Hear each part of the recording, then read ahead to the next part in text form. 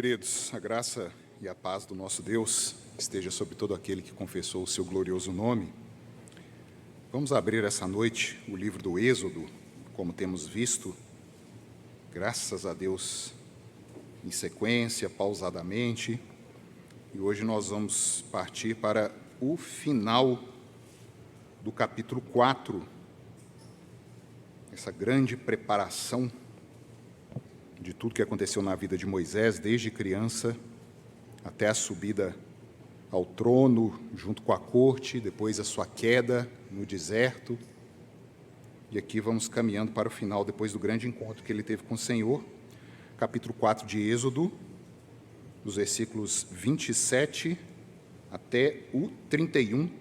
Peço que os que puderem de pé, vamos fazer uma leitura em uníssono, todos juntos a uma voz. Êxodo 4, de 27 a 31. E assim diz a palavra inerrante e autoritativa do nosso Deus. Disse também o Senhor a Arão: vai ao deserto para te encontrares com Moisés. Ele foi e, encontrando-o no monte de Deus, o beijou. Relatou Moisés a Arão todas as palavras do Senhor, com as quais o enviara, e todos os sinais que ele mandara.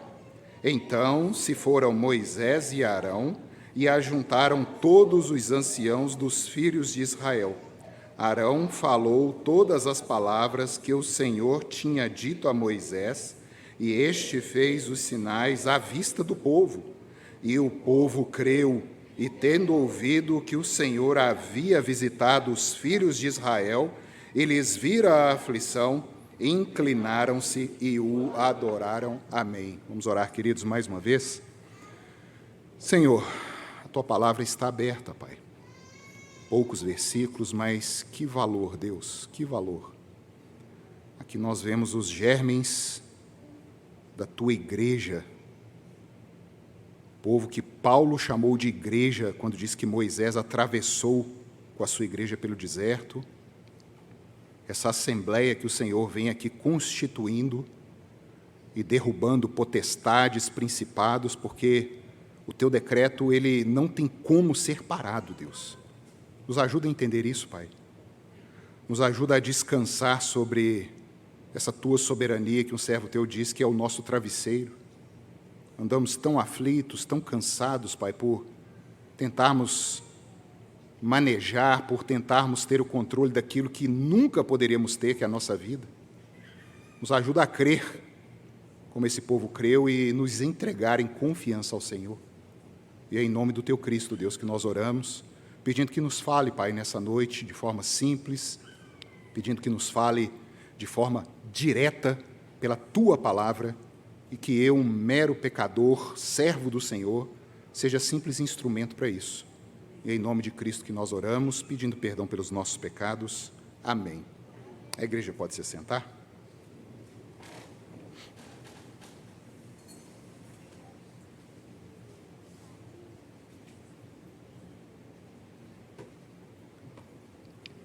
Queridos, em 1808, o Congresso americano, ele proibia oficialmente o tráfico de seres humanos para trabalho escravo naquele país. Ninguém poderia imaginar que algo tão óbvio e necessário desembocaria em uma guerra civil, quando em 1863 foi assinada por Abraham Lincoln a abolição da escravatura naquele país. Ninguém mais poderia ter, além de trazer escravos de fora, teriam que libertar todos os escravos das suas fazendas. O norte dos Estados Unidos, mais industrializado, e o sul, região mais agrícola, entrariam em um conflito devido aos 4 milhões de escravos que se encontravam sob esse regime, atendendo às fazendas do sul, especialmente as fazendas de algodão. Em meio a muito conflito, e após anos do fim dessa guerra, que ficou conhecida como Guerra de Secessão, o trabalho que continuava a ser desenvolvido naquele país agora, pelos abolicionistas, eram caravanas que eles faziam ao sul para anunciar que havia uma libertação daqueles escravos. Eles continuavam debaixo do jugo, eles continuavam debaixo do chicote, porque meramente não tinham sido informados que o presidente havia assinado uma lei onde dava a liberdade e o povo podia sair. Estava sendo feito assim que o povo fosse liberto da onde eles estavam escravizados. E eis aqui, nós vemos essa nossa história continuando, das outras vezes que eu tive a oportunidade de vir aqui. Um povo se torna escravo dentro de um outro povo. Esse povo é abençoado por Deus e aumenta e prospera mesmo em meio aos seus sofrimentos. O líder egípcio ordena que se mate as crianças daquele povo, para que assim aquele povo diminuísse. Ele não consegue êxito em sua maldade e o povo aumenta mais. Moisés, uma dessas crianças, é separado por Deus para se tornar aquele que ficou conhecido como o Salvador daquele povo, o libertador de Israel. E toda a sua história foi construída, a história de Moisés foi guiada para que ele, em determinado momento, se afastasse da onde ele havia se exilado e, com o seu rebanho aos pés do Monte Sinai, tivesse ali um confronto com o próprio Deus. Isso a gente viu aqui nas pregações anteriores. Moisés ele é separado, Moisés ele é guiado, ele é preparado na mais rica corte do mundo e também é preparado no lugar mais humilde, ao encargo de ovelhas. Não era uma profissão tão digna assim, a profissão de pastor de um rebanho. E neste momento, Deus se mostra com o seu poder e a sua glória, afirmando que ele, o próprio Deus, era aquele que faria todas as coisas e como Moisés seria apenas um instrumento para aquele fim. Moisés reage com incredulidade, ao ponto de implorar que o Senhor enviasse outro, e não a ele, pois ele tinha problemas diversos, inclusive a própria fala era uma das desculpas de Moisés. Moisés ainda não havia entendido que quem realizaria todos os sinais, todos os milagres, toda a libertação, todas as maravilhas de tirar um povo da escravidão era o Senhor e não ele. Ele seria mero instrumento. O poder não estava em Moisés, irmãos, mas em sua comissão e no dono dessa comissão, que é o próprio Javé. Obedecendo então à voz do Senhor, mesmo que ainda muito relutante, ele desce rumo ao Egito e Deus dá uma demonstração de que ele não estava brincando com Moisés, ao ponto de persegui-lo, foi a nossa última exposição, para o matar, pois Moisés já havia violado a aliança de sangue que havia sobre aquela família, não circuncidando o seu filho Eleazar, o seu filho mais novo, e Zípora, a sua esposa, teve que intervir, realizando o ritual, e assim Deus os deixa prosseguir a sua viagem. E a partir de aqui, eu gostaria de propor aos irmãos a seguinte ideia para a gente meditar nesses poucos versos dessa noite, que é a seguinte: prometa apenas o que Deus prometeu, nada mais, pois Deus tem compromisso com sua palavra e fará o maior milagre, que é conceder a fé. Prometa, meu querido, apenas o que Deus prometeu, nada mais. Deus ele tem um juramento sobre o seu nome, ele tem compromisso com a palavra dele e fará o maior milagre, que é conceder a fé. Queria apontar aqui 3 momentos desses versículos, e no primeiro deles, nós leremos aqui novamente os versículos 27 e 28, Deus age misteriosamente e coordena todas as coisas. Ele está no controle e nos basta sermos fiéis. Deus coordena tudo e o nosso chamado é ser fiel àquilo que Ele nos transmitiu. Vamos ler a uma voz, queridos? Versículos 27 e 28 do capítulo 4 do livro do Êxodo. A uma voz, por favor. Disse também...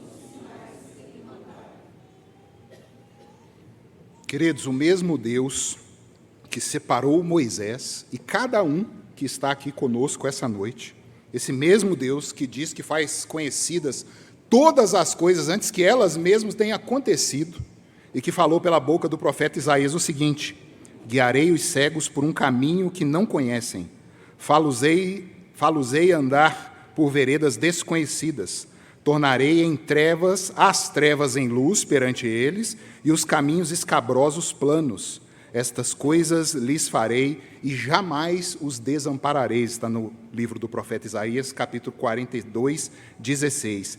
Esse Deus é o que jamais nos abandonará e que preparou Moisés para tudo aquilo que Moisés estava para passar ainda. Deus, de uma forma misteriosa, meu querido, preste atenção, Ele vai operando, Ele vai preparando, Ele vai armando o palco para esse drama do reencontro de Moisés e Arão. E qual que é o palco desse encontro? O deserto. Nós vamos ver essa palavra muitas vezes nessa caminhada pelo livro do Êxodo. O deserto é o palco em que Deus prepara para todo o drama que o seu povo viveria. O deserto da vida, onde podemos escutar com mais clareza a voz do Senhor. No deserto, Deus se fará presente, pois ali está o monte de Deus, onde não há muitas vozes dissonantes nos tentando desviar, oprimindo a nossa mente, onde podemos escutar até o cicílio do vento. É ali, nesse lugar, que Deus fala ao seu povo. Geralmente, eu não faço disso aqui uma regra, é no momento do fogo da provação que nós nos atentamos mais para as palavras de Deus, pois é o único som que se fará conhecido pelo seu povo, é a sua voz. As ovelhas escutam a voz do Senhor, e muitas vezes Ele precisa vir com o fogo da provação para que a gente consiga isolar as outras vozes e dar atenção para a voz que importa. Queridos, a igreja, eu tenho percebido, caminhando pelas redes sociais, de várias denominações, várias seitas, agrupamentos de pessoas que se dizem igreja, a igreja está rindo demais. Eu fico preocupado, irmãos, quando eu leio um texto de Tiago, por exemplo, que diz assim: já a igreja caminhando no Novo Testamento, afligi-vos, lamentai e chorai, converta-se o vosso riso em pranto e a vossa alegria em tristeza, humilhai-vos na presença do Senhor e Ele vos exaltará. Eu tenho visto, e aqui uma percepção particular, muita festa.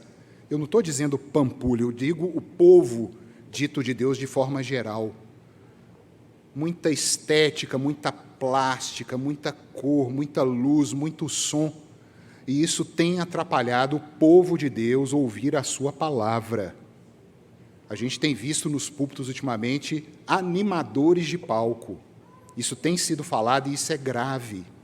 Isso é grave, nós vamos ver o porquê no decorrer dessa explanação aqui, porque a única coisa que pode gerar vida é a palavra de Deus, e não é piada, não é ânimo dentro de um lugar onde milhares, talvez, de pessoas se ajuntem e tentem achar ali o pão da vida, onde o pão da vida não está. Nós vamos ver isso daqui a pouco assim. Então, largando um pouco do riso e lamentando um pouco o próprio pecado, talvez assim possamos nos enxergar e nos valorizar como irmãos que somos. Somente quando Deus nos arrasta ao deserto, podemos abandonar as vaidades e nos importar com o simples, queridos. Eu tenho orado isso aqui constantemente, nos importar com o simples. É a família, é o alimento cotidiano na mesa, é a veste. A gente acha que isso tem a obrigação de estar ali. A gente acorda de manhã, abre o armário e aquilo tem que ter aparecido ali. Como diz uma nossa irmã aqui, sempre que vamos tomar algum alimento, a gente vamos orar, porque isso não apareceu na mesa, não. Isso aqui é misericórdia do Senhor. E muitas vezes a gente tem esquecido disso, de olhar para o simples. Olha que interessante. E ele foi e encontrou no monte de Deus e o beijou. Arão. Arão já estava sendo perseguido pelo Espírito Santo. Nós vimos nas pregações anteriores que Deus já estava visitando aquele povo. Como que é isso, Ricardo? Irmãos, eu não sei. Eu não sei como era operado isso, mas Deus afirma. Eu conheço, eu estou ouvindo, eu já estou visitando aquele povo lá. E chegará este momento da libertação. E este Arão que reencontra com um irmão que há anos não via, que há anos não tinha notícia, ele o beija, ele comemora e escuta de Moisés todas as palavras do Senhor, o Senhor que o havia enviado, e todos os sinais que Moisés tinha feito por meio do Senhor, os versos que acabamos de ler. Os sinais do maior milagre, que é a nossa salvação, devem ser operados, irmãos. Nós comentamos isso na última pregação, sobre esses sinais que ali em Moisés eram sinais exteriores, mas que existiam sinais muito superiores do que transformar um cajado em cobra, do que tirar a lepra de um braço, que era a operação do Espírito Santo num coração de pedra, tornando o coração de carne. Esse é um sinal muito maior. E esses sinais devem ser visíveis em nós. Assim como Moisés operou para Arão, seu irmão, assim nós devemos operar uns aos outros estes sinais grandiosos, demonstrando assim a nossa salvação. É o famoso fruto do Espírito. Qual o sinal que você tem aguardado acontecer aqui dentro da Pampulha? Nós não abrimos espaço aqui para entrevista para demônio. Então, isso você não vai ver aqui. A igreja ora e é atendida, sim, com muitos milagres que já aconteceu, mas sem personalismo, irmãos. Aqui não tem o apóstolo tal, aqui não tem o patriarca tal, aqui tem a noiva de Cristo, aqui tem o Espírito Santo operando por crentes nele, que intercedem, que oram, e soberanamente Deus opera. Esses sinais maravilhosos, assim como o próprio Deus operava os sinais por Moisés, queridos. Vamos caminhar nessa simplicidade, quando Deus nos arrasta para o deserto, mais uma vez, no silêncio, longe de luzes, de brilhos, de futilidade, podemos realmente enxergar o povo de Deus, podemos realmente ver-nos uns aos outros. Eu tenho batido nisso com essa mocidade aqui, especialmente em relação às redes sociais, e vou continuar falando até a minha língua secar. Você acha que você tem amigo no Instagram? Você acha que você tem amigo no Facebook? 2, 3, 4 mil pessoas cadastradas como amigos. E aqui dentro da igreja você não tem coragem de dar um bom dia para aquele que está ao seu lado? E ficam trocando futilidades, palavras vazias, ninguém conhece ninguém, ninguém consegue ser confrontado com nada. E esses ambientes, essas redes sociais viram verdadeiros campos de guerra. Eu costumo chamar o Twitter, né, que é uma dessas redes sociais, de Cracolândia, a Cracolândia da internet. Ali você vê de tudo. Pessoas iradas expondo aquilo, mostrando o nervo pecaminoso da humanidade, cumprindo assim a palavra do Senhor, demonstrando a depravação total. Dar valor demais ao virtual, valor exacerbado. E pessoas que convivemos alguns instantes por semana, talvez, tratamos até bem, mas aqueles que são próximos a nós, aqueles que permanecem conosco, aqueles que estão vivendo conosco, nós não temos o mesmo hábito. Vocês estão vendo como que é um cinismo nosso? Como que é uma dissimulação? Isso pode estar acontecendo com a gente aqui dentro. A gente não se importa com essas operações de Deus e dá valor ao que é simples, porque é Deus quem está operando nisso. E assim a gente vai caminhando para esse segundo ponto que eu quero levantar com vocês aqui nos versículos 29 e 30. O povo de Deus vai se ajuntando à medida que a boa nova de libertação se espalha. Olha que interessante. Deus vai agindo misteriosamente, vai conduzindo e levando a esses encontros, e esse povo onde Deus age vai se ajuntando à medida que essa boa nova de libertação vai se espalhando. Vamos ler, queridos? Versículos 29 e 30, a uma voz, por favor. Então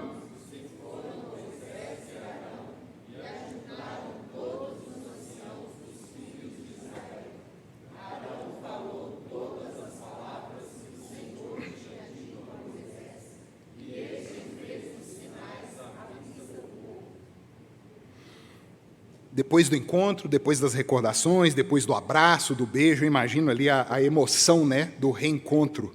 Cada um com Arão com 83 anos, Moisés com 80, dois velhos se encontrando ali. Depois de contar tudo um ao outro, e Moisés mostrar a que veio, a missão volta ao foco. Percebam, queridos, eles novamente centralizam no que o Senhor havia ordenado. Vamos comunicar aos outros. Vamos espalhar que o Deus de Israel veio visitar o povo dele, veio libertar o povo dele. Há uma promessa que foi feita lá atrás aos nossos pais, Abraão, Isaque e Jacó. E essa promessa permanece de pé, queridos. Vamos espalhar as boas novas, ir atrás dos nossos irmãos e lhes contar que o que Deus pretende fazer nunca foi visto, como o próprio Senhor disse. Nunca se ouviu a história de um Deus tirar um povo de dentro de outro povo e levar para fora. Queridos, esse chamado, vamos até o profeta Isaías mais uma vez? Olha que interessante. Isaías capítulo 61. Essa comissão, Moisés aqui, como nós já temos discutido, ao longo dessas pregações, sendo um tipo de Cristo, Moisés fazendo aqui tudo aquilo que Cristo faria, mas de forma verdadeira e cabal, para todo o mundo, e não só para uma etnia. Olha que Isaías 61, de 1 a 3 diz: o Espírito do Senhor Deus está sobre mim, porque o Senhor me ungiu para pregar boas novas aos quebrantados, enviou-me a curar os quebrantados de coração, a proclamar libertação aos cativos e a pôr em liberdade os algemados, a apregoar o ano aceitável do Senhor e o dia da vingança do nosso Deus, a consolar todos os que choram e a pôr sobre os que em Sião estão de luto uma coroa em vez de cinzas, óleo de alegria em vez de pranto, vestes de louvor em vez de espírito angustiado, a fim de que se chamem carvalhos de justiça, plantados pelo Senhor, para a sua glória. Agora deem um salto ao Novo Testamento, o Evangelho de Lucas. Percebam, queridos, a unidade da palavra de Deus. Moisés levando a mensagem aos oprimidos, aqueles que estavam abatidos, algemados.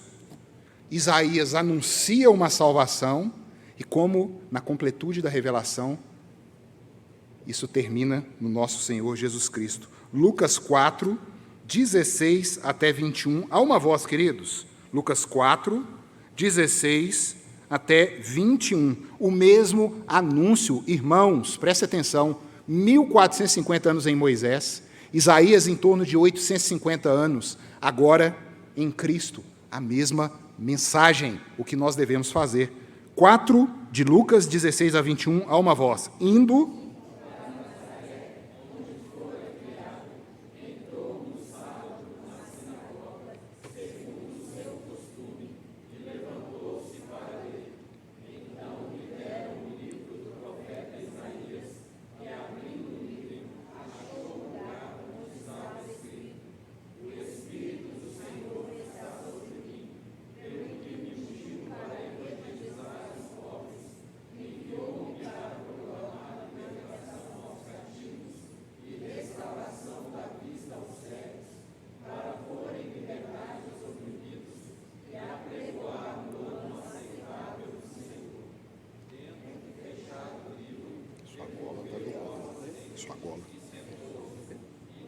Sua gola.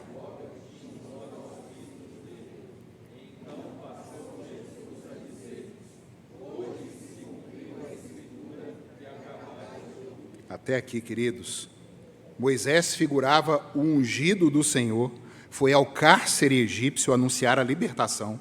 Jesus cumpriu a promessa feita pelos profetas, demonstrando que mais firme do que uma libertação terrena, nós temos uma libertação espiritual, queridos.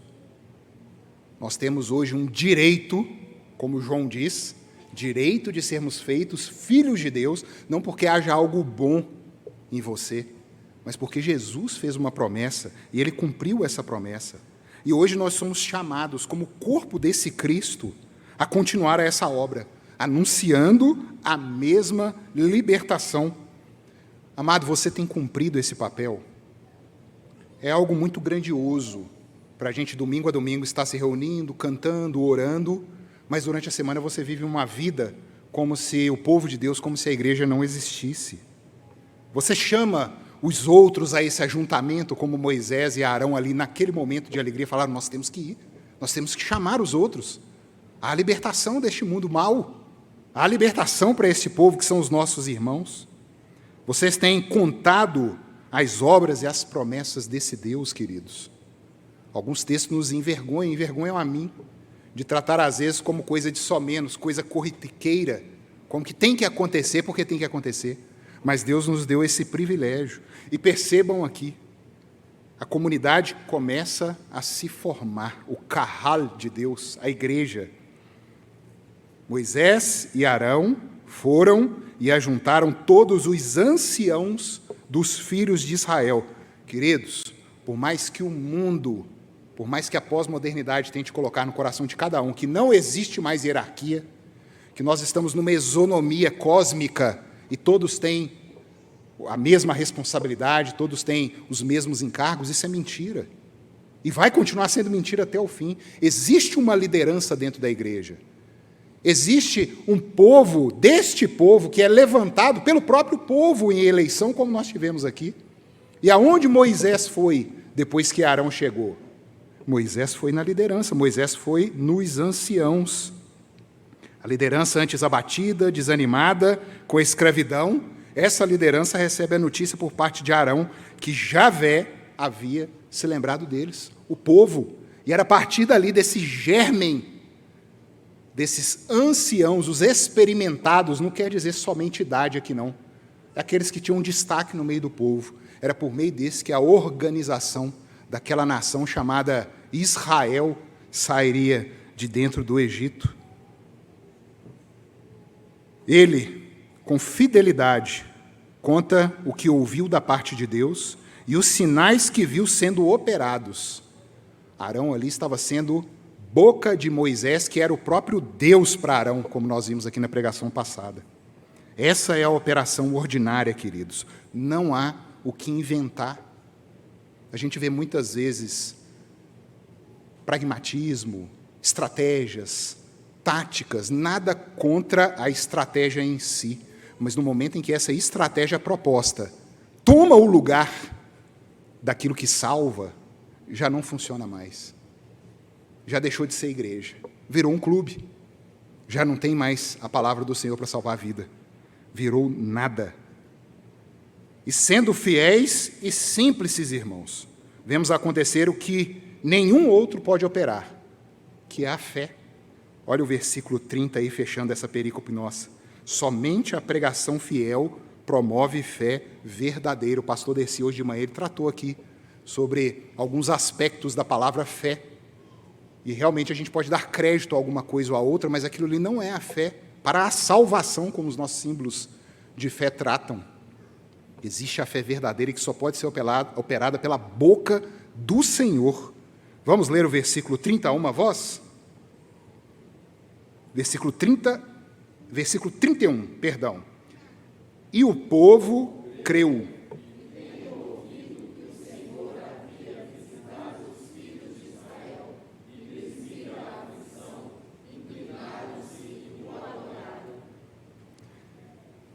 Deus vai agindo, Deus vai conduzindo todas as coisas. Aquele organismo é como se fosse um aglomerado de células no ventre de uma mulher, né? Eles vão se juntando, vão se organizando e formando ali um bebê.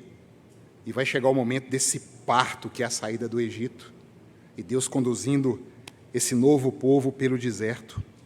O povo creu, queridos. Vocês conseguem perceber a profundidade disso aqui? O povo creu. E creu como?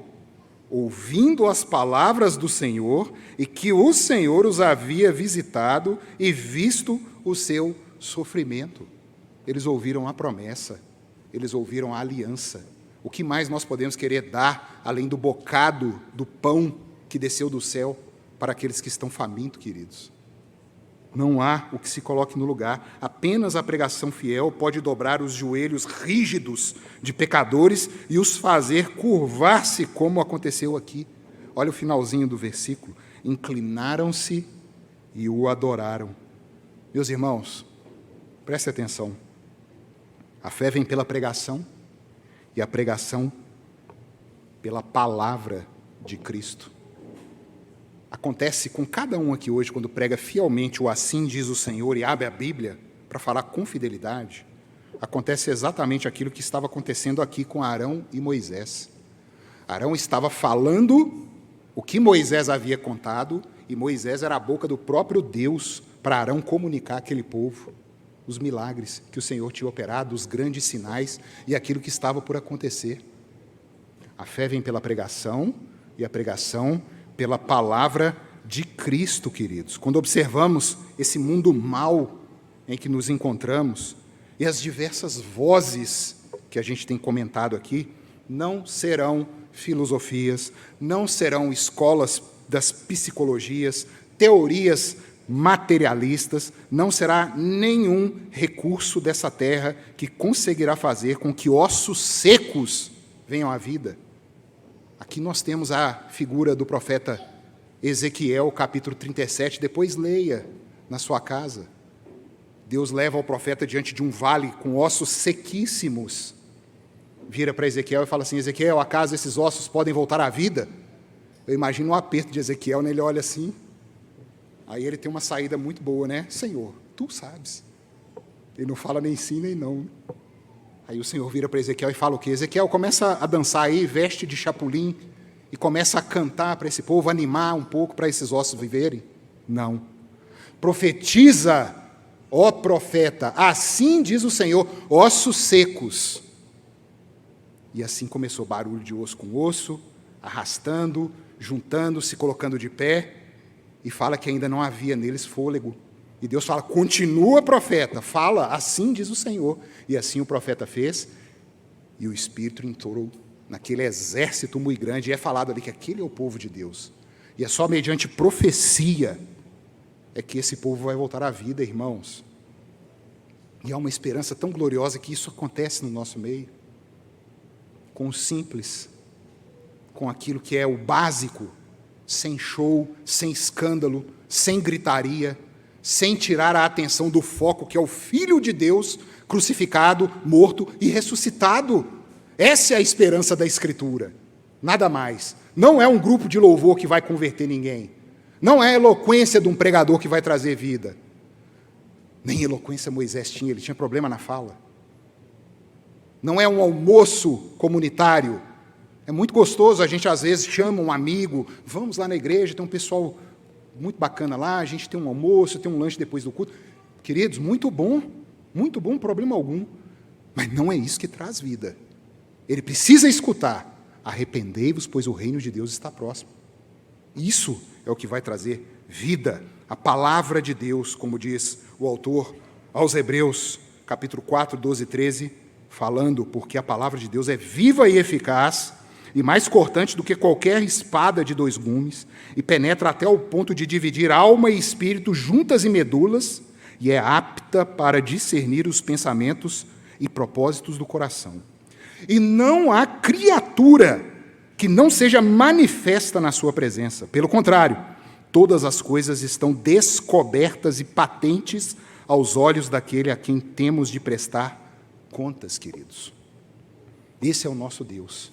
E é só assim que a gente vai ter a alegria de escutar: fulano creu, fulano é um crente, só seguindo esse exemplo de Moisés e Arão e os diversos exemplos que a gente tem pela história da Escritura.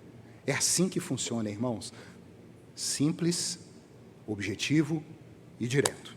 E concluindo aqui, vamos tentar fazer algumas aplicações aqui.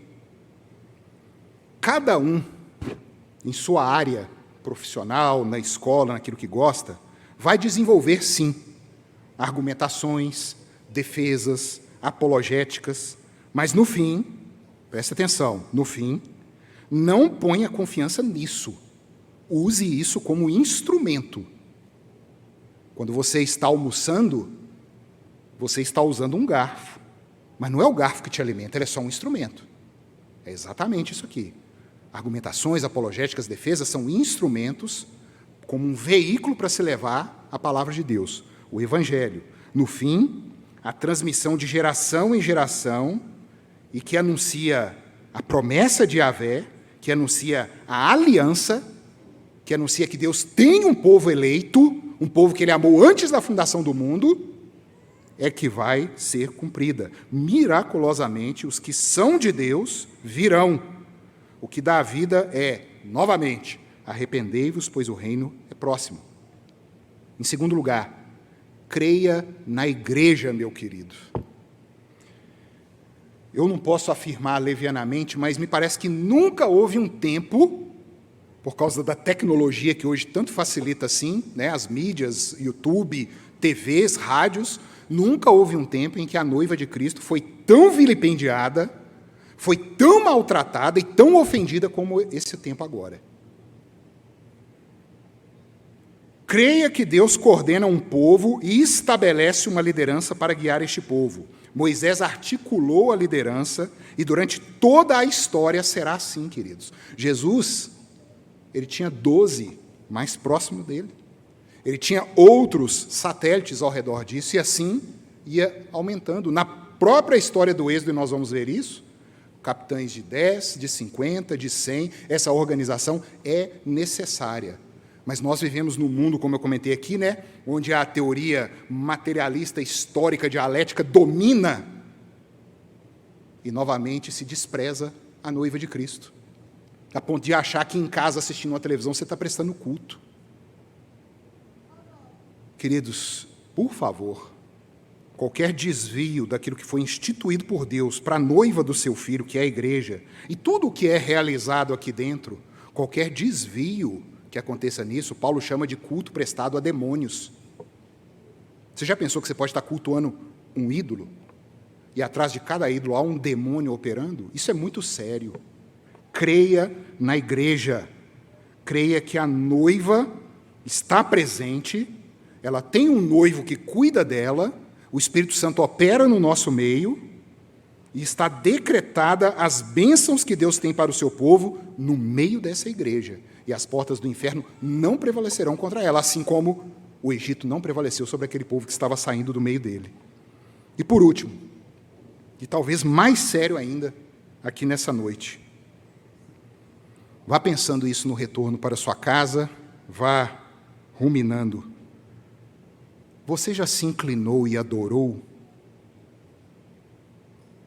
Nós lemos aqui no final do versículo 31, inclinaram-se e o adoraram quando ouviram a palavra do Senhor. E eu não estou dizendo aqui meramente de um ato externo, um ato que pode ser visto com os olhos humanos, mas é um ato que os seus olhos espirituais viram em você, verdadeiramente se inclinando e adorando o Senhor.